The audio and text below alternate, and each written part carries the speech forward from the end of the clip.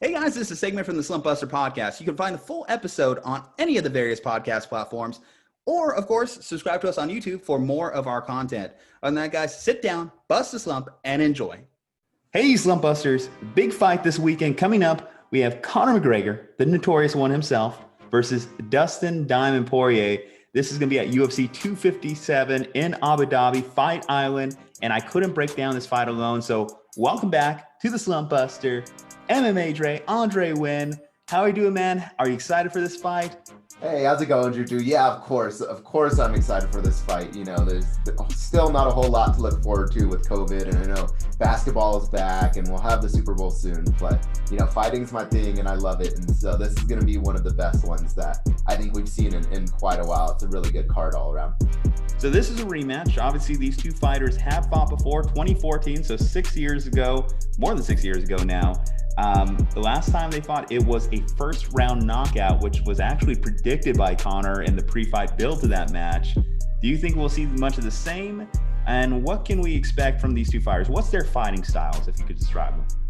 Yeah, so I do think that the fight could possibly be a little bit different. And if people don't remember, in that last fight, there was a little bit of controversy as far as like hits to the back of the head. And so a lot of people thought even the original hit that knocked down Dustin Poirier was to the back of the head. It sort of clipped him behind the ear. And then while, you know, they were on the ground, the hammer fist were also to the back of the head. At least some people thought. Ultimately, you know, that's a part of fighting, right? And people sometimes get hit in the back of the head, especially when you're swinging full force. They move their head forward or backward or whatever it might be, and hits land in the wrong spot. So do I think it can be different? Definitely. As far as the fighting styles, though, like you said, I think Conor, everybody sort of knows Conor McGregor's sort of loosey-goosey but crazy accurate, super powerful, you know, striking style, and it's very creative. I've got to say, I don't necessarily like the personality of Conor McGregor, but you got to give it to him. His fighting style is one of the most exciting to watch. He combines sort of that capoeira, kickboxing, and just straight up boxing all together, and it's just fluid. It's hard to read. He's got that really long stance that he can throw those weird spinning kicks from, but then, you know, he's got a lot of power in his hands, and so it's always fun to watch Conor fight. And then Poirier's style, it's more of just, you know, a pure striker, right? He's not afraid to brawl and get in there, but it's real crisp, real clean. Not the most technical striking, but Dustin definitely has power of his own. He's not afraid to strike. And he does have a little bit of wrestling, a little bit of stuff that he does on the ground as well, but it's definitely going to be a battle of two strikers. There's been 7 submissions in Dustin Poirier's career. If Dustin wins this fight, what do you think went right for him? If Dustin wins this fight, I think he had a good camp. I think he's able to survive the first round. I think that's going to be the key to victory for Poirier, is get out of the first round. Conor is always his sharpest, and if you look at, you know, the majority of all of his fights, it's usually first round knockouts is the way that he's winning. Once you start getting to the second, third, and fourth round, he typically loses those, or they're at least really close, right? So his fight with Nate Diaz, for instance, that went into the second round. Nate was able to choke him out. They have another rematch. That one's a 5-round fight. That one, a lot of people thought could have gone either way. Some people had it going for Diaz, but ultimately Conor won that one by unanimous decision, or majority decision, sorry. But that was a 5-rounder. And so what I really think Dustin needs to do is stay away from, you know, engaging and just brawling right away, where Conor's going to be at his strongest in the early rounds. We know this of Conor. He's always really strong, really powerful in the early rounds, especially his last fight of, you know, against Donald Cerrone. So as long as Dustin can sort of weather the early storms, get to the second and third rounds, you know, and then of course the championship rounds later if possible, I think that's going to be key to his game plan. And then, like I said, just staying away from those power punches, and if you can land the occasional takedowns on Conor, you know, that works really well. Obviously, all of his losses are by submission, and so if you can get him on the ground, he's definitely got his weak points. But that being said, Conor does have good takedown defense.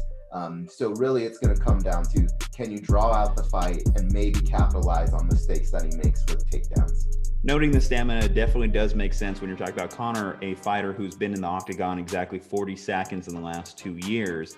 Now, if Conor wins, what went right for the Notorious One? if Conor wins, I think what went right for him was being able to turn it into the exact fight that he wants. Early, just standing there, bang, he lands his, crazy accurate shots that he has, a lot of power. And that's going to be ultimately what it comes down to, is can Conor finish it probably within the first, second round.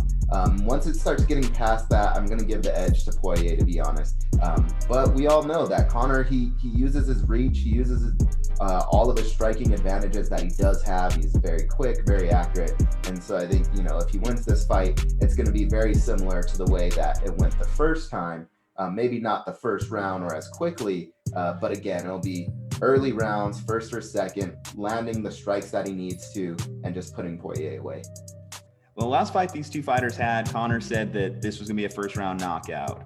This time around, he's saying this fight's not going to go 60 seconds. It's time to get in prediction time. I'm going to start. Last time I watched this fight, you mentioned Conor comes in with that loose, kind of energetic, sporadic style, and it was enough to really throw Dustin off his game. He started off the fight literally with a spinning back kick and then followed that up as well with a hook kick.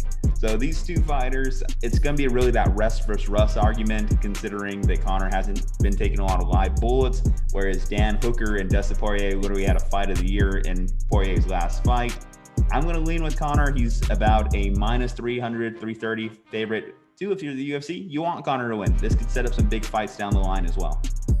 Yeah, no, I completely agree with you, Juju. And the other thing too is with Conor, he's coming in a little bit bigger. Poirier's a little bit smaller. And like I said, the advantages come just in pure punching power. Conor's a powerful dude, especially at his weight class. And so if he could land just one good clean hit, that's all it's going to take. And the fact that he's just bigger and stronger right now than Poirier. And so I really think that those things all work in Conor's advantage. And we know that Conor can land pretty good shots on basically anybody. Even the Khabib fight that he lost, he was still, landing some good hits on Khabib. The Nate Diaz fight that he lost, it was the same thing. It was back and forth. Both guys had each other rocked until Nate, rocked him the final time and choked him out. And so I think, Conor's definitely got the advantage with the size. Now, of course, anytime you get bigger, that means your stamina again gets drained. We already went over that, but I'm going to give the edge to Conor still. All right, Slumpbusters. Well, let us know what you think about this fight in the comments below. Leave a like on this video, and of course, hit that subscribe button. Save 20% off plus free shipping and handling at manscaped.com when you use the promo code SLUMP. That's promo code SLUMP, SLUMP. And we'll see you next time.